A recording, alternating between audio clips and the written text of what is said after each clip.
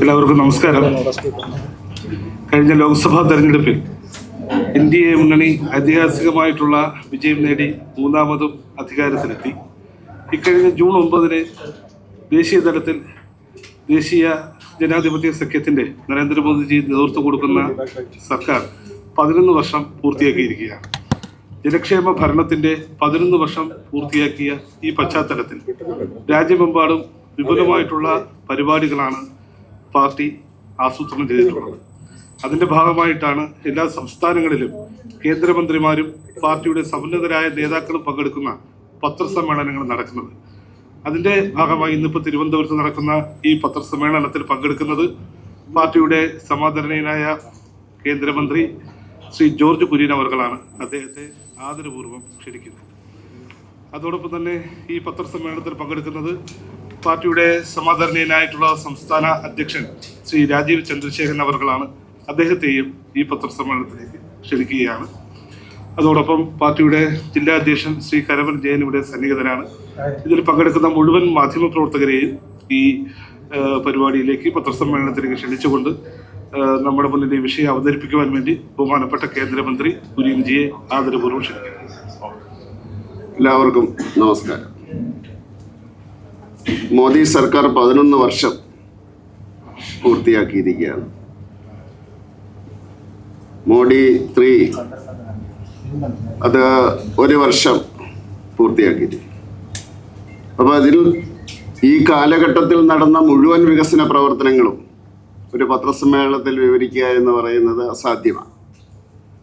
അതുകൊണ്ട് എന്തിൻ്റെ അടിസ്ഥാനത്തിലാണ്, ഏത് ഒരു തീമിൻ്റെ അടിസ്ഥാനത്തിലാണ് നരേന്ദ്രമോദിയുടെ സർക്കാർ പ്രവർത്തിച്ചത് എന്ന് പറയാൻ ഞാൻ ആഗ്രഹിക്കുകയാണ്. അതിനുശേഷം ഒരു PPT ഉണ്ടാവും. ഒന്ന് സദ്ഭരണം, അതുപോലെ തന്നെ സൽഭരണം, ക്ഷേമ പ്രവർത്തനങ്ങൾ, പാവപ്പെട്ടവർക്ക് വേണ്ടിയുള്ള പദ്ധതികൾ. ഇതാണ് നമുക്ക് കാണാൻ സാധിക്കുന്ന ആദ്യത്തെ ഒരു സ്റ്റെപ്പ്.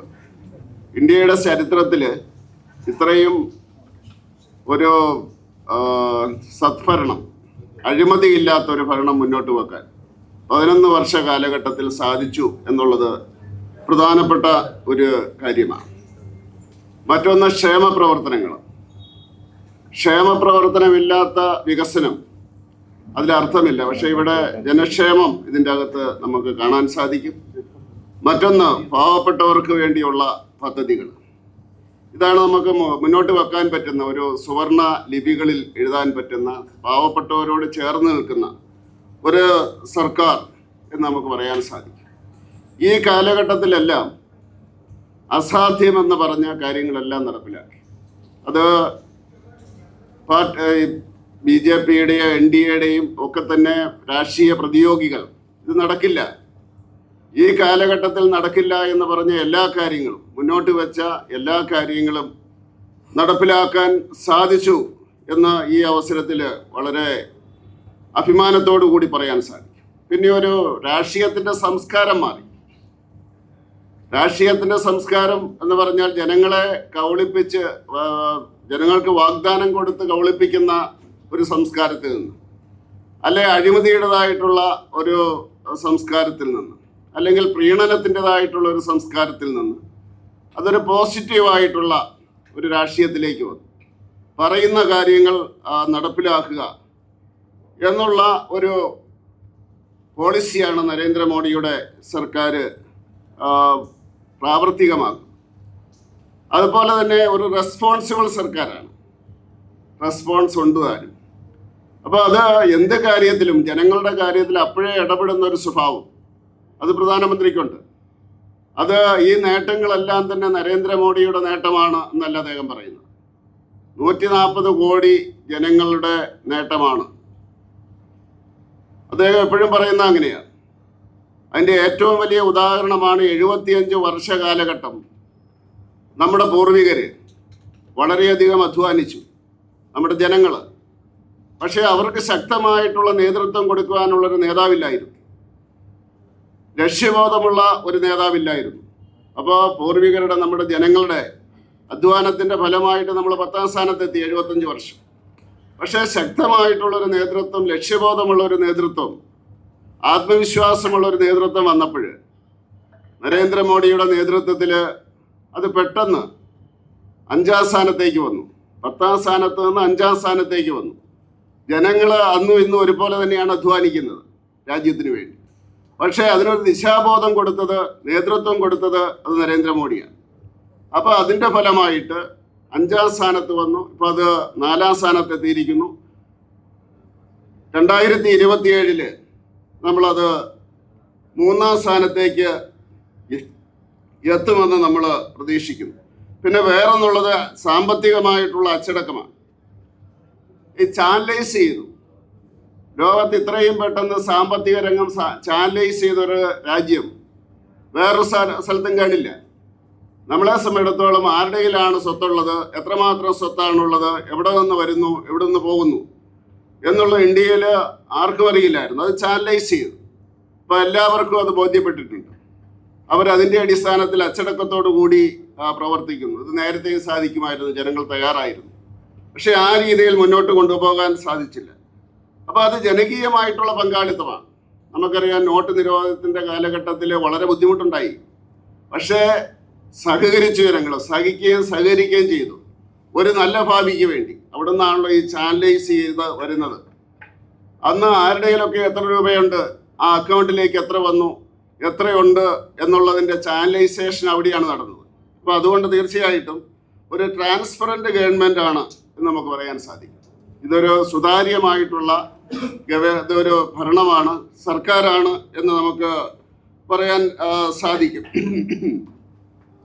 അതുപോലെ തന്നെ ലക്ഷ്യം, അത് ഭാവിയെ ലക്ഷ്യം വെച്ചുകൊണ്ടാണ് മുന്നോട്ട് പോകുന്നത്. 2047 അതൊരു വികസിത രാജ്യം എന്നുള്ളൊരു സന്ദേശം അത് യുവാക്കളിലേക്ക് കൊടുക്കുകയാണ്. ആ യുവാക്കളിൻ്റെ അവരുടെ ആ സപ്പോർട്ട്, പിന്തുണ പൂർണ്ണമായിട്ടും നരേന്ദ്രമോദിക്ക് കിട്ടുന്നു. ആ പിന്തുണയുള്ളത് കൊണ്ടാണ് മുന്നോട്ട് പോകാൻ സാധിക്കുന്നത്. അതുകൊണ്ട് നെഗറ്റീവ് പൊളിറ്റിക്സിൽ നിന്ന് പോസിറ്റീവ് പൊളിറ്റിക്സിലേക്കുള്ള ഒരു മാറ്റമായിട്ട് ഇതിനെ കാണാൻ സാധിക്കും. അപ്പോൾ അതുകൊണ്ട് ഏതാണ്ട് നരേന്ദ്രമോദിജി മുന്നോട്ട് വെച്ച ആശയം എന്ന് പറയുന്നത് റിഫോം, പെർഫോം, ട്രാൻസ്ഫോം എന്നുള്ളതാണ്. പഴയതിനെ എല്ലാം തള്ളിക്കളയാതെ അതിനെ റിഫോം ചെയ്തിട്ട് കൂടുതലായിട്ട് പെർഫോം ചെയ്തിട്ട് ട്രാൻസ്ഫോർമേഷനിലേക്ക് ഒരു ട്രാൻസ്ഫോം ചെയ്യുന്ന ഒരു സംവിധാനമാണ് അദ്ദേഹം മുന്നോട്ട് വെച്ചത്. ബേസിക് ആയിട്ടുള്ള പോളിസി സബ്കാ സാത്ത്, സബ്കാ വികാസ്, സബ്കാ വിശ്വാസ്, സബ്കാ പ്രയാസ്. അധ്വാനം, ജനങ്ങളുടെ അധ്വാനം എന്നുള്ളതാണ്. അതാണ് ഏറ്റവും കൂടുതൽ ജനങ്ങളുടെ സപ്പോർട്ട് കിട്ടുന്നത്. ഓരോരുത്തരുടെയും വരുമാനം കൂടണം, ഓരോ കുടുംബത്തിൻ്റെയും വരുമാനം കൂടണം. എങ്കിൽ മാത്രമേ രാജ്യത്തിൻ്റെ പുരോഗതി ഉണ്ടാവുകയുള്ളൂ, പെർ ക്യാപിറ്റ ഇൻകം ഉണ്ടാവുകയുള്ളൂ എന്നുള്ളൊരു ബോധ്യം ജനങ്ങളിലുണ്ടായിരിക്കുന്നു. ഈ സ്കീമുകൾ, നരേന്ദ്രമോദി മുന്നോട്ട് വെക്കുന്ന എല്ലാ സ്കീമുകളും ഉപയോഗിച്ചുകൊണ്ട് സ്റ്റാർട്ടപ്പ് ഒക്കെ അതിൻ്റെ ഏറ്റവും വലിയ ഉദാഹരണമാണ്. അതുപോലെ മുദ്രാ ലോൺ അതിൻ്റെ ഉദാഹരണമാണ്. അത് ഏറ്റെടുത്തുകൊണ്ട് ജനങ്ങൾ അവരുടെ വരുമാനം വർദ്ധിപ്പിക്കാൻ വേണ്ടി ശ്രമിക്കുന്നു. ഓരോ കുടുംബത്തിൻ്റെയും, ഓരോ വീടിൻ്റെയും, ഓരോ വ്യക്തിയുടെയും നമ്മുടെ പെർ ക്യാപിറ്റ ഇൻകം വർദ്ധിക്കണമെങ്കിൽ, അപ്പോൾ അതുകൊണ്ട് ഈ രാജ്യത്തിൻ്റെ വികസനം എന്ന് പറയുന്ന ഓരോ കുടുംബത്തിൻ്റെയും വികസനമാണ്. അതിനുവേണ്ടിയുള്ള ആഹ്വാനമാണ് അദ്ദേഹം ചെയ്യുന്നത്. അതുപോലെ അസാധ്യമെന്ന് കരുതിയ 370-ാം വകുപ്പ്, അത് കാശ്മീരിൻ്റെ വികസനത്തിന് വേണ്ടിയായിരുന്നു. അത് ഇപ്പോൾ എല്ലാവർക്കും ബോധ്യപ്പെട്ടു. കാശ്മീരിൻ്റെ വികസനത്തിന് വേണ്ടിയായിരുന്നു 370-ാം വകുപ്പ് റദ്ദ് ചെയ്തതെന്ന് എല്ലാവരും അംഗീകരിക്കുന്നു. അതാണല്ലോ ജനാധിപത്യത്തിൻ്റെ കരുത്തെന്ന് പറയുന്നത്. ഒരു കാര്യം നടപ്പിലാക്കുന്ന അവസരത്തിൽ അത് വിജയിക്കുമ്പോൾ എല്ലാവരും അംഗീകരിക്കുന്ന ഒരു രീതിയാണല്ലോ ജനാധിപത്യത്തിൻ്റെ ആ കരുത്തെന്ന് പറയുന്നത്. നിയമസഭാ ഇലക്ഷനിൽ 62% ജനങ്ങൾ വോട്ട് ചെയ്തുവെങ്കിൽ അത് ജനങ്ങളുടെ പാർട്ടിസിപ്പേഷൻ അതുപോലെ തന്നെ വളർന്നിരിക്കുന്നു. പിന്നെ സ്ത്രീ ശക്തിയാണ്. നമുക്കിപ്പോൾ കാണാൻ സാധിക്കും, എല്ലാ രംഗത്തും ലോകത്ത് ഏറ്റവും കൂടുതൽ പൈലറ്റുകളുള്ളത്, സ്ത്രീകളുള്ളത് ഇന്ത്യയിലാണ് ഏറ്റവും കൂടുതൽ. അതുപോലെ യുദ്ധകാലഘട്ടത്തിൽ ഏതെങ്കിലും രാജ്യം അവർ ഉപയോഗിച്ചിട്ടുണ്ടോ എന്നുള്ള വളരെ ചുരുക്കമായിട്ട് ആരെങ്കിലും അതിനെ അവകാശപ്പെട്ടിട്ടില്ല.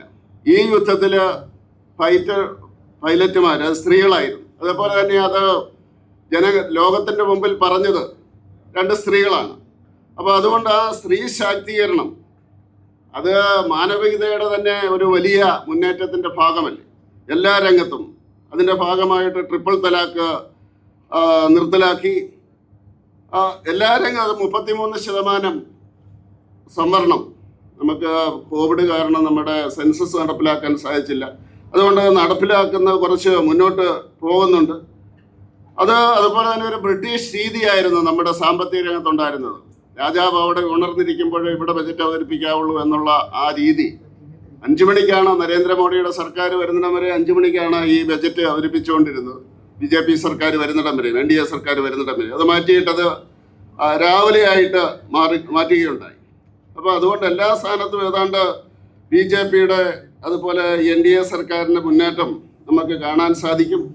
വേറൊരു കാര്യം, ഈ ജാം എന്ന് പറഞ്ഞ ഒരു പദ്ധതിയിലൂടെയാണല്ലോ തുടങ്ങുന്നത്. നമ്മുടെ ജൻധൻ, അതുപോലെ തന്നെ ആധാർ മൊബൈൽ. ജൻധൻ അക്കൗണ്ട് തുടങ്ങിയ അവസരത്തിൽ എല്ലാവരും എതിർത്തു. എന്തിനു വേണ്ടി? ഇതൊന്നുമില്ലെന്ന്. എന്തിനു വേണ്ടിയാണിത്? സ്ത്രീകൾ ഇന്ത്യയിൽ മുഴുവൻ പണം സൂക്ഷിക്കുന്ന ഒന്നിൽ അരിക്കലത്തിൽ അല്ലെങ്കിൽ തലയിണയുടെ താഴെയാണ്. എന്തിനാണ് ഇവർക്ക്? 3.5 കോടി അക്കൗണ്ട് ഉണ്ടായിരുന്നിടത്തേക്ക് 55 കോടി വന്നു നമ്മുടെ ഈ അക്കൗണ്ട്സ്. അവിടെയാണ് തുടക്കം. ഡയറക്റ്റ് ട്രാൻസ്ഫർ എന്ന് പറയുന്ന സംവിധാനം അന്ന് ചിദംബരം ചോദിച്ച് നിങ്ങൾ ഓർക്കുന്നില്ലേ? എങ്ങനെ ഡിജിറ്റലാവും, എങ്ങനെ ഡിജിറ്റൽ പേയ്മെൻ്റ് ഉണ്ടാകും എന്ന് ചോദിച്ചു ഓർക്കുന്നില്ലേ? അപ്പോൾ എന്താ ചെയ്തത്? നരേന്ദ്രമോദിയുടെ സർക്കാർ ഇലക്ട്രിസിറ്റിയുടെ ഉൽപ്പാദനം 2014 76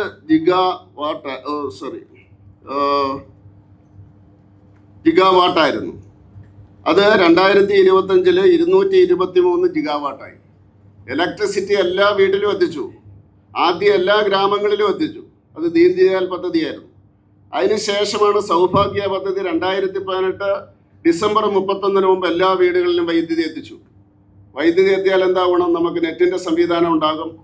ഫോൺ, അതാണല്ലോ നമ്മുടെ ഫോൺ എന്നുള്ള രീതിയിൽ അതിൻ്റെ അകത്ത് മൊബൈൽ വന്നത്. അതിനുശേഷം ഈ ഡിജിറ്റൽ സംവിധാനം തുടങ്ങി. അപ്പോൾ എവിടെയാണ് കറണ്ട്, എവിടെയാണ് നെറ്റ് എന്നൊക്കെ ചോദിച്ചതിന് മറുപടിയായി കൊച്ചു കുട്ടികൾ വരെ 97% ട്രാൻസാക്ഷൻ നടക്കുകയാണ്. ലോകത്തിലെ 49% ഡിജിറ്റൽ ട്രാൻസാക്ഷൻ, മണിയുടെ ട്രാൻസാക്ഷൻ 49% ഇന്ത്യയിലാണ്. അങ്ങനെയാണ് നമ്മുടെ ഈ പുരോഗതിയിലേക്ക് വന്നത്. ആദ്യം അക്കൗണ്ട് കൊടുത്തു, ഇലക്ട്രിസിറ്റി കൊടുത്തു, നെറ്റ് കൊടുത്തു, അതുപോലെ തന്നെ മൊബൈലിൻ്റെ സംവിധാനം. അതുകൊണ്ട് നമ്മുടെ എല്ലാ സംവിധാനങ്ങളും ഡിജിറ്റലായി. ഏറ്റവും ചെലവ് കുറഞ്ഞ ഈ നമ്മുടെ നെറ്റ് എത്രയാണ്? ഇപ്പോൾ 2014 268.97 ആയിരുന്നു പെർ ജി ബി. ഇപ്പോൾ അത് 8.3 റുപ്പീസ്. അന്ന് 268 ഇത് 8.3 പെർ GB ആണ് നമ്മുടെ ചിലവ്. ലോകത്ത് ഏറ്റവും നെറ്റിന് ചിലവ് കുറവ് ഇന്ത്യയിലാണ്. നമ്മുടെ ബേസിക് ആയിട്ടുള്ള നമ്മുടെ പുരോഗതിയുടെ കാരണം സ്റ്റാർട്ടപ്പുകൾ തുടങ്ങാൻ എല്ലാ സംവിധാനത്തിനും അതാണ് ഞാൻ പറഞ്ഞത്, ചാനലൈസ് ചെയ്തു എന്ന് പറയാൻ കാരണം അതാണ്. അത് തുടങ്ങിയത് നോട്ട് നിരോധനത്തിലൂടെയാണ്. അപ്പോൾ അതുകൊണ്ട് ഈ എല്ലാ കാര്യങ്ങളും ഇവിടെ പറയാൻ സാധിക്കില്ല. ഒരു വ്യത്യസ്തമായിട്ടുള്ള ഒരു സമീപനത്തിൻ്റെ അടിസ്ഥാനത്തിൽ, ജനങ്ങളുടെ സഹകരണത്തിൻ്റെ അടിസ്ഥാനത്തിൽ, വിജയിക്കുന്ന അവസരത്തിലും പ്രതിസന്ധിയുടെ അവസരത്തിലും പ്രതിപക്ഷങ്ങളുടെ സഹകരണത്തിൻ്റെ അടിസ്ഥാനത്തിലൊക്കെ തന്നെയാണ് ഇത് മുന്നോട്ട് പോയിട്ടുള്ളത്. ഞാൻ നമ്മുടെ സിന്ദൂറിൻ്റെ കാര്യമാണ് ഞാൻ ഉദ്ദേശിച്ചത്. രാജ്യം ഒറ്റക്കെട്ടായിട്ട് നിൽക്കുന്നു, ജനങ്ങൾ ഒറ്റക്കെട്ടായിട്ട് നിൽക്കുന്നു. അതാണ് ഇതിൻ്റെ ഏറ്റവും വലിയ പ്രത്യേകത. ഇനി നമുക്ക് കുറച്ച് ഇത് നോക്കാം. ഈ സ്ലൈഡ്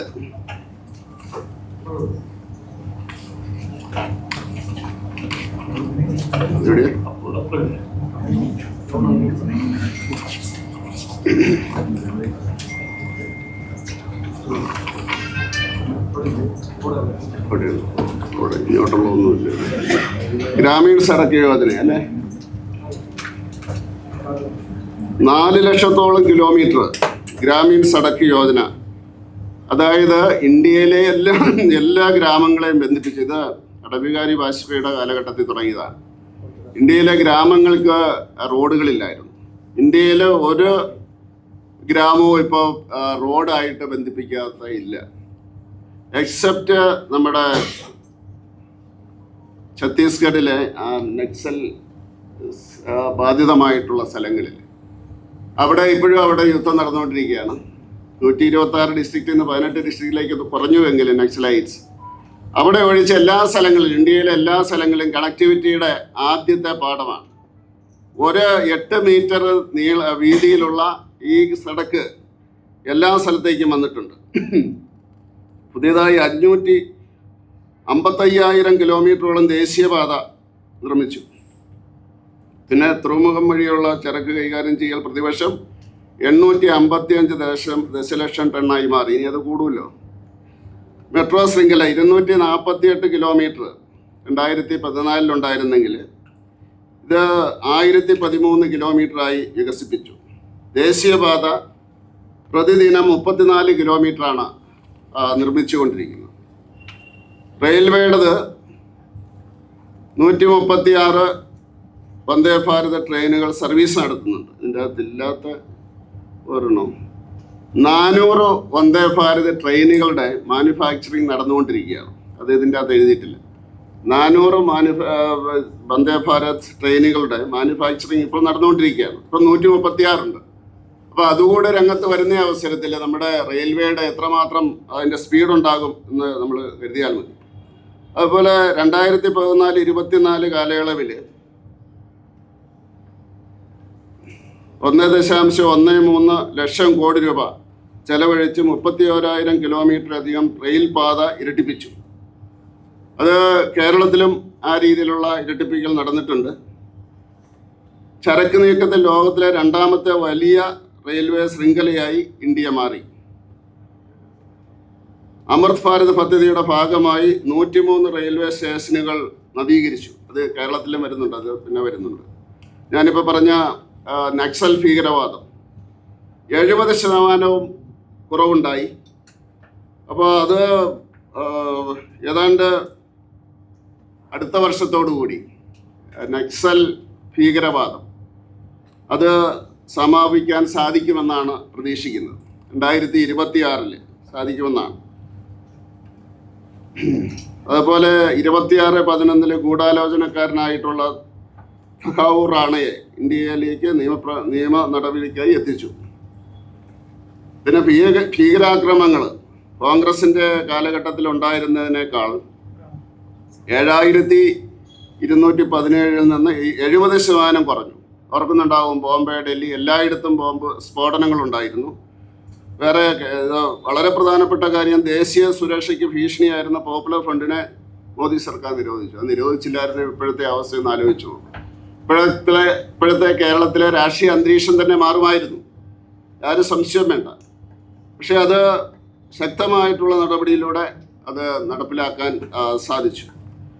ആരോഗ്യത്തിൻ്റെ കാര്യം, പുതിയതായി 15 എയിംസുകൾ സ്ഥാപിച്ചു. ഇതിലൊരു കാര്യം ശ്രദ്ധിക്കേണ്ടത്, 1956 നെഹ്റു ഡൽഹിയിലെ എയിംസ് സ്ഥാപിച്ചതിന് ശേഷം 6 അടൽ ബിഹാരി വാജ്പേയിയുടെ കാലഘട്ടത്തിലാണ് തുടങ്ങിയത്.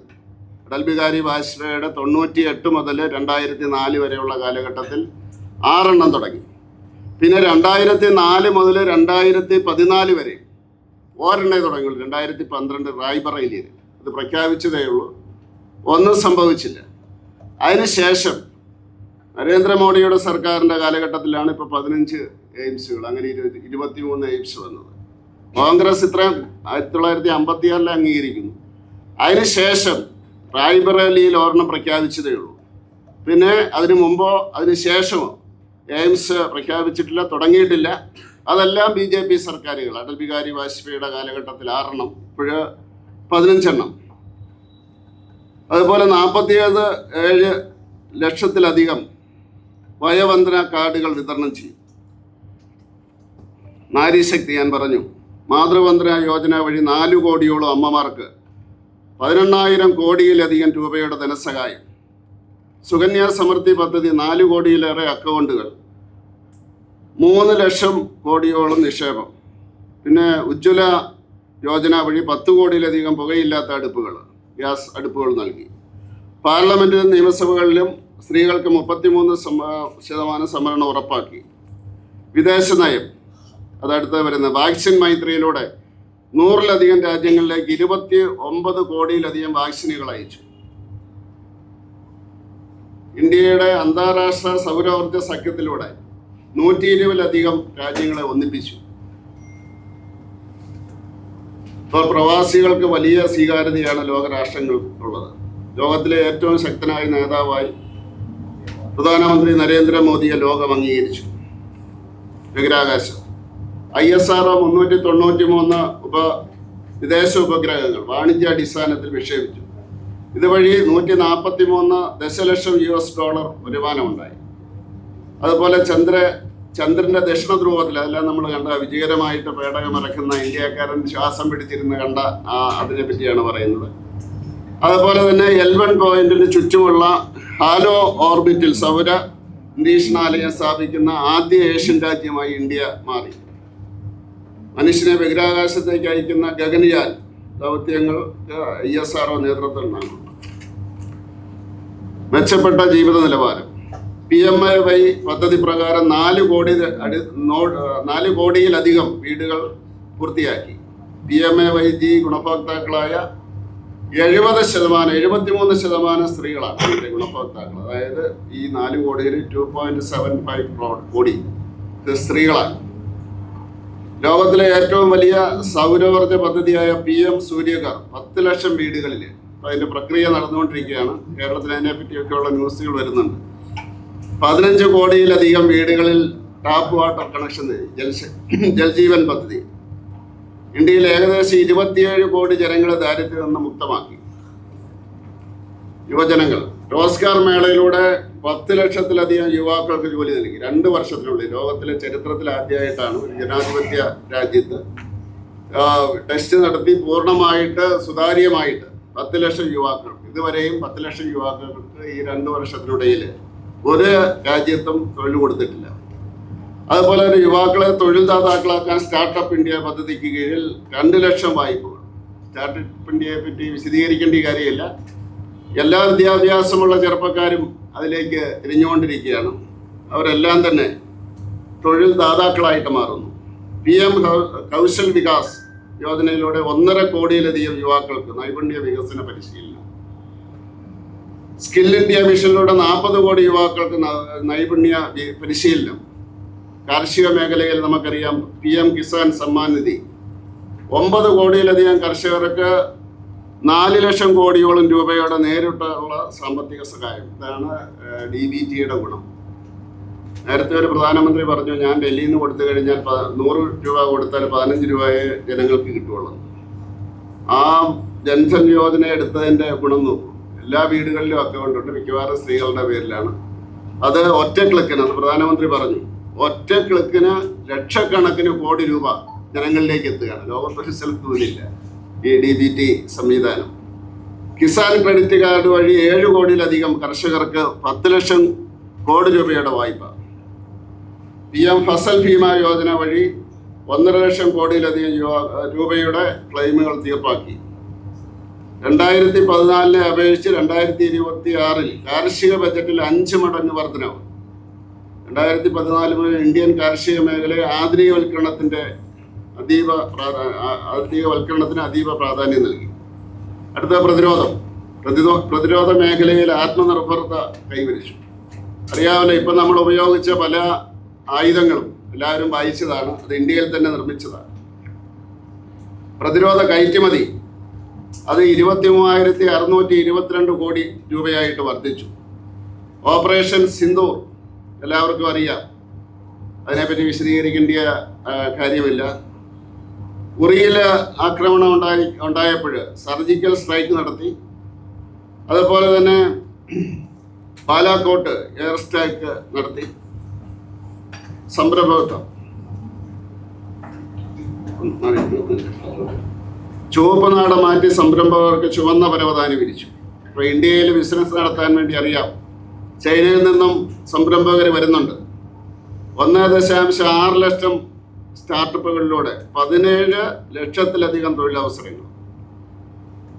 പ്രധാനമന്ത്രി സ്വനിധി യോജന പ്രകാരം 68 ലക്ഷത്തിലധികം തെരുവ് കച്ചവടക്കാർക്ക് വായ്പകൾ നൽകി. ഈടില്ലാതെ വായ്പകൾ നൽകി ഈ തെരുവിൽ കച്ചവടം നടത്തുന്നവർ. മുദ്രാ യോജന വഴി 52 കോടിയിലധികം ചെറുകിട സംരംഭകർക്ക് വായ്പ ലഭിച്ചു.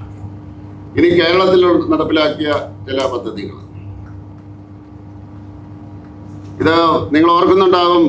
ഇവിടുത്തെ സർക്കാർ 2016 അധികാരത്തിൽ വന്നപ്പോൾ മുഖ്യമന്ത്രി പ്രധാനമന്ത്രിയെ പോയി കണ്ടപ്പോൾ 2 കാര്യം പൂർത്തിയാക്കാനാണ് പറഞ്ഞത്. ഒന്നത് പവർ ഹൈവേ. കൂടംകുളത്ത് നമ്മുടെ അവകാശപ്പെട്ട വിഹിതം ഉണ്ടായിരുന്നു, അതിവിടെ എത്തിക്കാൻ സാധിച്ചിരുന്നില്ല. അത് പവർ ഹൈവേ, ഇടമണ്ണിൽ നിന്ന് കൊച്ചിയിലേക്കുള്ള പവർ ഹൈവേ പൂർത്തിയാക്കണമെന്ന് അന്ന് കേരള മുഖ്യമന്ത്രിയോട് പ്രധാനമന്ത്രി ആവശ്യപ്പെട്ടു. അത് കേരളത്തിൻ്റെ വികസനത്തിൻ്റെ തുടക്കമാണ്. അത് പൂർത്തീകരിച്ചു. ഇപ്പം നമ്മൾ ഇലക്ട്രിസിറ്റിയുടെ കാര്യത്തിൽ വളരെ പിന്നിലാണ്, പ്രൊഡക്ഷൻ്റെ കാര്യത്തിൽ വളരെ പിന്നിലാണ് കേരളം. അത് മാത്രമല്ല, നാഷണൽ ഗ്രിഡിൽ നിന്ന് നമ്മൾ ആവശ്യത്തിലേറെ കറണ്ട് വലിക്കുന്നുണ്ട്. അപ്പോൾ ഉൽപ്പാദനത്തെ പറ്റി ഏതെങ്കിലും രീതിയിലുള്ള ഉൽപ്പാദനം വർദ്ധിപ്പിച്ചില്ല എങ്കിൽ കേരളത്തിൽ പവറിൻ്റെ കാര്യത്തിൽ ബുദ്ധിമുട്ടുണ്ടാകും. ഞാൻ മുമ്പേ പറഞ്ഞതുപോലെ ഇലക്ട്രിസിറ്റി, കണക്ടിവിറ്റി ഇതെല്ലാം വളരെ പ്രധാനപ്പെട്ട കാര്യമാണ്. മറ്റൊന്ന് പ്രധാനമന്ത്രി ആവശ്യപ്പെട്ടത് ഗെയിലിൻ്റെ പൈപ്പ് ലൈൻ എറണാകുളത്ത് നിന്ന് കൊച്ചിയിൽ നിന്ന് മംഗലാപുരം വരെയുള്ളൂ. അത് പൂർത്തിയായിട്ടുണ്ട്. അതുപോലെ തന്നെ കൊച്ചിൻ വാട്ടർ മെട്രോ രാജ്യത്തെ ആദ്യത്തെ വാട്ടർ മെട്രോ പദ്ധതിയാണ്. ശബരി റെയിലിൻ്റെ വീണ്ടും തുടക്കം കുറിച്ചിട്ടുണ്ട്. സംസ്ഥാന സർക്കാർ ശക്തമായിട്ട് മുന്നോട്ട് പോകും എന്ന് പ്രതീക്ഷിക്കുന്നു. വിഴിഞ്ഞം അന്താരാഷ്ട്ര വാട്ടർ മൾട്ടിപ്പിൾ സ്പോർട്സ് പോർട്ട് യാഥാർത്ഥ്യമാണ്. നമുക്കറിയാമല്ലോ, 30 വർഷ കാലഘട്ടം എത്ര പ്രധാനമന്ത്രി വന്നിട്ടുണ്ടോ അന്നൊന്നും അതിന് അംഗീകാരം കിട്ടിയില്ലായിരുന്നു, പെർമിഷൻ കിട്ടിയിരുന്നില്ല. മുഖ്യമന്ത്രിമാരും മന്ത്രിമാരും ഒക്കെ ശ്രമിച്ചിട്ടുണ്ട്, അതിന് സംശയമൊന്നും വേണ്ട. അതാണ് ഞാൻ പറഞ്ഞത്, ശ്രമിച്ചിട്ടുണ്ട് പണ്ടൊക്കെ. പക്ഷെ ശക്തനായിട്ടുള്ളൊരു നേതാവില്ലായിരുന്നു തീരുമാനം എടുക്കാൻ. കെ കരുണാകരനും അതുപോലെ തന്നെ ഇ കെ നായനാര്, അച്യുതാനന്ദൻ, ഉമ്മൻചാണ്ടി അവരൊക്കെ ശ്രമിച്ച അവസരത്തിൽ അവസാനം നമ്മുടെ നരേന്ദ്രമോദി വന്നതിന് ശേഷമാണ് പെർമിഷൻ കിട്ടിയത്. അതുകൊണ്ടാണ് അത് മോഡിയുടെ സംഭാവനയാണ് എന്ന് പറയുന്നത്. നേരത്തെ അധ്വാനിക്കുന്നുണ്ടായിരുന്നു ജനങ്ങൾ, പക്ഷെ നേതൃത്വം കൊടുക്കാൻ ആളില്ലായിരുന്നു, ശക്തമായിട്ടുള്ള തീരുമാനം എടുക്കാനുള്ള നേതാവില്ലായിരുന്നു പറഞ്ഞ് ഞാൻ മുമ്പേ പറഞ്ഞത് ഇവിടെ വീണ്ടും ഓർക്കുകയാണ്. പിന്നെ റോഡ് വികസനം 50 വർഷമായിട്ട് മുടങ്ങിക്കിടന്ന നമ്മുടെ ആലപ്പുഴയിലെ ബൈപ്പാസ് അത് പൂർത്തിയാക്കി. കൊല്ലത്തെ ബൈപ്പാസ് പൂർത്തിയാക്കി. കുതിരാൻ തുരങ്കപാത നിർമ്മിച്ചു. അന്നുമൊക്കെ അവകാശവാദങ്ങൾ ഉണ്ടായിരുന്നു, ഇപ്പം ജനങ്ങൾക്കെല്ലാം പിടികിട്ടുന്നുണ്ട്. പിന്നെ കേരളത്തിൽ തന്നെ ഗ്രാമസഡക്ക് യോജന പ്രകാരം 4500 കിലോമീറ്ററോളം റോഡുകൾ നിർമ്മിക്കുകയുണ്ടായി. ചെന്നൈ ബാംഗ്ലൂർ വ്യവസായ ഇടനാഴി കോയമ്പത്തൂർ വഴി കൊച്ചിയിലേക്ക് നമുക്കറിയാമല്ലോ, പാലക്കാടിന് വേണ്ടി പദ്ധതി പ്രഖ്യാപിച്ചിട്ടുണ്ട്. 1.3 ലക്ഷം കോടി രൂപയിൽ കേരളത്തില് റോഡുകൾ നിർമ്മിച്ചു കഴിഞ്ഞു. ഞാനൊരു സ്റ്റേറ്റ്മെന്റ് ഒരാളുടെ പറയാം. നമ്മുടെ ധനകാര്യ വകുപ്പ് മന്ത്രി കേരളത്തിലെ അദ്ദേഹം പറഞ്ഞു, നിതിൻ ഗഡ്കരി 3 ലക്ഷം കോടി രൂപയുടെ റോഡ് പദ്ധതികൾ പ്രഖ്യാപിച്ചിരിക്കുന്നു. ജിമ്മിൽ പറഞ്ഞതാ. അദ്ദേഹത്തിന്റെ വാക്ക്, അടുത്ത വർഷത്തെ ബജറ്റ് 2 ലക്ഷം കോടിയുടേതാണ്. കേരള ബജറ്റ് 2 ലക്ഷം കോടിയുടേതാണ്.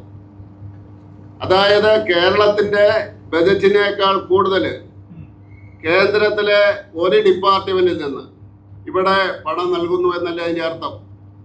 അത് നിങ്ങൾ എടുത്തു നോക്കിയാൽ മതി. ഇപ്പോഴേ കിടപ്പുണ്ട് അദ്ദേഹത്തിൻ്റെത്. 3 ലക്ഷം കോടി രൂപ നിതിൻ ഗഡ്കരി വാഗ്ദാനം ചെയ്തിരിക്കുന്നു. അതുകൊണ്ട് നമ്മൾ മുന്നോട്ട് പോകണം. 2 ലക്ഷം കോടി രൂപയുടെയാണ് അടുത്ത കേരളത്തിൻ്റെ ബജറ്റ് എന്ന്. ഇതിൽ കൂടുതൽ എങ്ങനെയാ സഹായിക്കുക? ഒരു സംസ്ഥാനത്തെ ഒരു കേന്ദ്രം എങ്ങനെയാണ് സഹായിക്കുക? 2023-24 കേരളത്തിന്റെ ബജറ്റിൽ 48-ാം പാരഗ്രാഫ് നിങ്ങൾക്ക് വായിച്ചു നോക്കാം. ധനമന്ത്രി എഴുതിയിരിക്കുന്നത് 133 കോടി രൂപയുടെ റോഡ് വികസന പദ്ധതികൾ കേരളത്തിൽ നടക്കുന്നു എന്നാണ്. ആ ബജറ്റ് നിങ്ങളെടുത്ത് വായിച്ചു നോക്കിയാൽ ആ ബജറ്റിൽ റവന്യൂ വരുമാനം 136 കോടി രൂപയാണ്. ഒരു സ്റ്റേറ്റിന്റെ റവന്യൂ വരുമാനം, ഒരു വർഷത്തെ റവന്യൂ വരുമാനം 136 കോടി രൂപ. അതേ ബജറ്റിൽ തന്നെ ധനമന്ത്രി പറയുന്നു, നിങ്ങൾക്ക് എടുക്കാവുന്നതാണ്, 48-ാമത്തെ പേജിലുണ്ട്, പാരഗ്രാഫിലുണ്ട്, കേന്ദ്രത്തിന്റെ സംഭാവന നടപ്പ് വർഷം പണി നടന്നുകൊണ്ടിരിക്കുന്നത് 133 കോടി. ഇതിൽ കൂടുതൽ ഈ വിശദീകരിക്കേണ്ട ആവശ്യമുണ്ട് എന്ന് എനിക്ക് തോന്നുന്നില്ല. നഗരവികസനം, സ്മാർട്ട് സിറ്റി മിഷന്റെ ഭാഗമായി കൊച്ചിയിലും തിരുവനന്തപുരത്തും 3000 കോടിയോളം രൂപയുടെ പദ്ധതികൾക്ക് തുടക്കം കുറിച്ച് നടക്കുന്നുണ്ട്. കുഴിച്ചിട്ടതൊക്കെ നിങ്ങൾ ഓർക്കുന്നുണ്ടാവും. അത് മറക്കാതിരിക്കാൻ വേണ്ടിയാണ്. ആരുടെയാണെന്ന് കേന്ദ്രത്തിൻ്റെതാണെന്ന് മറക്കാതിരിക്കാൻ വേണ്ടി ഇവിടെ എല്ലാം കുഴിച്ചിട്ടിരുന്നു. അതെല്ലാം കേന്ദ്രത്തിൻ്റെ പണമാണ്. അതുപോലെ തന്നെ അമൃത് പദ്ധതിയുടെ ഭാഗമായിട്ട് 1094 കോടി രൂപയുടെ 833 പദ്ധതികൾ പൂർത്തിയായി. പ്രസാദ് പദ്ധതി പ്രകാരം ഗുരുവായൂർ ക്ഷേത്രത്തിൻ്റെ വികസനത്തിനായി 45.19 കോടി രൂപ അനുവദിച്ചു. കൊച്ചി മെട്രോ യാഥാർത്ഥ്യമായി. റെയിൽവേ വികസനം, അമൃത് ഭാരത് സ്റ്റേഷൻ, അതിന് 2560 കോടി രൂപ. അതിൻ്റെ അകത്ത് ഒരെണ്ണം വിട്ടുപോയിട്ടുണ്ട്. ഇപ്പം നമ്മുടെ സ്റ്റേഷനുകൾ 7 സ്റ്റേഷനുകളുടെ മോഡേൺ സ്റ്റേഷനുകളായിട്ട് ഇപ്പം തിരുവനന്തപുരം തൊട്ടുള്ള സ്റ്റേഷനുകൾ, അതിന് 2500-ലേറെ കോടി രൂപയാണ്. അപ്പോൾ 2500 5000 കോടി. മാത്രമല്ല ഈ കഴിഞ്ഞ ബജറ്റിൽ 3072 കോടി, 8 കോടിയിലേറെ. പിന്നെ ഡബിളിങ്, അതുപോലെ തന്നെ മെയിൻ്റനൻസ്, അതായത് നമ്മുടെ പാളങ്ങളും മാറ്റിയിടുന്നുണ്ട്. ചിലപ്പം നമുക്ക് കാണാം ഇപ്പോൾ ഈ വഴി കൂടെ ഉള്ളത് ഇന്ന് താമസിക്കുമെന്നൊക്കെ പറയുന്ന പഴയ പാളങ്ങൾ മാറ്റിയിടുക. അതുപോലെ ഈ ഇപ്പോൾ പഴയ നമ്മുടെ ആലപ്പുഴ വഴിയുള്ള അത് ഇരട്ടിപ്പിക്കുന്നതും അതിൻ്റെ ഇലക്ട്രിഫിക്കേഷൻ നടക്കുകയാണ്. അതിനെല്ലാം കൂടെ 12 കോടി രൂപ ഇപ്പം നടപ്പ് വർഷത്തിൽ നടന്നുകൊണ്ടിരിക്കുകയാണ്. ഓൺഗോയിങ് ആയിട്ട് നടക്കുക. അങ്ങനെ 20,000 കോടി രൂപയുടെ 12,000 കോടി, 12 കോടിയല്ല, 12,000 കോടി, അതിനെല്ലാം കൂടെ ഏതാണ്ട് 20,000 കോടിയുടെ വർക്ക് കേരളത്തിൽ ഇപ്പോൾ ഓൺഗോയിങ് ആയിട്ട് നടന്നുകൊണ്ടിരിക്കുകയാണ്. പിന്നെ കേരളത്തിലെ 28 ലക്ഷത്തിലധികം കർഷകർ PM കിസാൻ പദ്ധതിയിലൂടെ ഗുണഭോക്താക്കളായി. 28 ലക്ഷം പേര് PM കിസാൻ്റെ മുമ്പേ പറഞ്ഞ 6,000 രൂപ കിട്ടുന്നത്. നെല്ലിനുള്ള MSP കിൻഡലിന് 23,300 നിന്ന് 2,300 മുതൽ 2,320 വരെ നിശ്ചയിച്ചു. കർഷകർക്ക് വേണ്ടിയുള്ള ഇതാണ്. 33 ലക്ഷത്തിലേറെ സോയിൽ ഹെൽത്ത് കാർഡുകൾ വിതരണം ചെയ്തു. ഇത്രയാണ് ഇത് പറയാനുള്ളത്. ഇനി അതുകൊണ്ട് തീർച്ചയായിട്ടും ഒരു സങ്കല്പത്തിൻ്റെ ലക്ഷ്യത്തിൻ്റെ അടിസ്ഥാനത്തിലുള്ള ഒരു പ്രവർത്തനമാണ് നടക്കുന്നത്. രാജ്യത്തിൻ്റെ വികസനത്തിന് വേണ്ടിയുള്ള പ്രവർത്തനങ്ങൾ മീഡിയയുടെ ഭാഗത്തു നിന്ന് എല്ലാ കാലഘട്ടത്തിലും ഇതിനെല്ലാം തന്നെ പോസിറ്റീവായിട്ടുള്ള സമീപനമായിട്ടുണ്ടായിട്ടുള്ളത്. വീഴ്ചകൾ വന്നതെല്ലാം നിങ്ങൾ ചൂണ്ടിക്കാണിച്ചിട്ടുണ്ട്. അതെല്ലാം പരിഹരിക്കാൻ വേണ്ടിയുള്ള നടപടികളും സ്വീകരിച്ചിട്ടുണ്ട്. ജനാധിപത്യത്തെ തീർച്ചയായിട്ടും വികസനത്തിൻ്റെ വാഹകരായിട്ട്, സന്ദേശവാഹകരായിട്ട് ജനങ്ങളുടെ ഇടയിലേക്ക് കുറ്റങ്ങളും കുറവുകളും ചൂണ്ടിക്കാണിച്ചുകൊണ്ട് മുന്നേറുന്നത് എപ്പോഴും മീഡിയയാണ്. നിങ്ങൾക്കെല്ലാം നന്ദി പറയുന്നു. വീണ്ടും അതിനുവേണ്ടി ഈ സഹകരണം ഭാവിയിലേക്കും തുടരണമെന്ന് അഭ്യർത്ഥിക്കുന്നു. അടുത്തതായി പാർട്ടിയുടെ ബഹുമാന്യനായ സംസ്ഥാന അധ്യക്ഷൻ ശ്രീ രാജീവ് ചന്ദ്രശേഖർജി സംസാരിക്കും. എല്ലാവർക്കും നമസ്കാരം. ഞാൻ നീട്ടിയിട്ട് സംസാരിക്കില്ല. നമ്മുടെ ബഹുമാനപ്പെട്ട മന്ത്രി ജോർജ് കുര്യൻജി കഴിഞ്ഞ 11 കൊല്ലം നരേന്ദ്രമോദിജി സർക്കാർ ചെയ്ത കാര്യങ്ങളും നാട്ടിൽ കൊണ്ടുവന്ന മാറ്റം അതിനെക്കുറിച്ച് ഡീറ്റെയിൽ ആയിട്ട് സംസാരിച്ചു. ഡീറ്റെയിൽസ് മുമ്പോട്ട് വെച്ചു. അതിനെ സമ്മറൈസ് ചെയ്യുകയാണെങ്കിൽ 11 കൊല്ലം ജനങ്ങളുടെ സേവനം, 11 കൊല്ലം വളർച്ച, 11 കൊല്ലം മാറ്റം, 11 കൊല്ലം ഒരു സുരക്ഷിത ഭാരതം. ഇതാണ് നരേന്ദ്രമോദിജി ജനങ്ങളൊരു അവസരം കൊടുത്തപ്പോൾ, 2014 ഒരു അവസരം കൊടുത്തപ്പോൾ അദ്ദേഹത്തിൻ്റെ അധ്വാനവും അദ്ദേഹത്തിൻ്റെ സർക്കാരിൻ്റെ നീതിയും പോളിസീസിൻ്റെ ഒരു ഫലമായിട്ട് ഇന്ന് നമ്മൾക്ക് കിട്ടിയിരിക്കുന്നത്. ഇതാണ് നമ്മൾ കാണുന്നത്. ഇതിലാർക്കും ഒരു സംശയമില്ല. ലോകത്തിൽ ആരോട് ചോദിച്ചാലും ഇന്ത്യയിൽ ഈ കഴിഞ്ഞ 11 കൊല്ലം കണ്ട ഒരു ചാട്ടം, കുതിച്ച ചാട്ടം എല്ലാവരും അക്നോളജ് ചെയ്യുന്നു. ഇത് എനിക്ക് BJP കേരളത്തിന് ഒരു അവസരമാണ്. BJP NDA ചെയ്യുന്ന കാര്യങ്ങൾ പ്രവർത്തിച്ച് നാട്ടിൽ ഇന്ത്യയിൽ കൊണ്ടുവരുന്ന മാറ്റം ആ ചാട്ടവും അതേ സമയത്ത് കോൺഗ്രസും ലെഫ്റ്റും അവർക്ക് ജനങ്ങൾ അവസരം കൊടുക്കുമ്പോൾ അവരൊരു പൂർണ്ണ വിപരീതമായ അവരൊരു പ്രവർത്തനം. ഞാൻ 8 കൊല്ലം രാജ്യസഭയിൽ ഓപ്പോസിഷൻ MP ആയിരുന്നു. 2004 മുതൽ 2006 മുതൽ 2014 വരെ. ഇന്നും എല്ലാവർക്കും ഓർമ്മയുണ്ട് എങ്ങനെയാണ് ഒരു നല്ല ഇക്കോണമീനെ കോൺഗ്രസ് സർക്കാർ ലോകത്തിൻ്റെ 5 ദുർബലമായ ഇക്കോണമീൻ്റെ 1-ാം നമ്പറിലാക്കി വെച്ചത്. അത് മറക്കില്ല.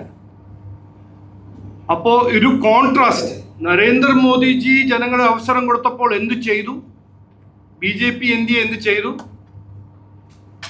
കോൺഗ്രസ് അങ്ങനെ ഒരു അവസരം കിട്ടിയപ്പോൾ എന്ത് ചെയ്തു. ഇവിടെ അതുപോലെ തന്നെ 9 കൊല്ലം ലെഫ്റ്റിനും ഒരു അവസരം കിട്ടിയപ്പോൾ ഇന്ന് അവർക്ക് പറയാനൊന്നുമില്ല. അപ്പോൾ ഞാൻ ഇത് കാണുന്നത് ജനങ്ങൾക്കൊരു കമ്പാരിസൺ, LDFും അവരുടെ രാഷ്ട്രീയവും അവരുടെ ഭരണവും കോൺഗ്രസിൻ്റെ ഭരണവും BJP NDA ഭരണവും ഇതിൻ്റെ ഒരു കമ്പാരിസൺ.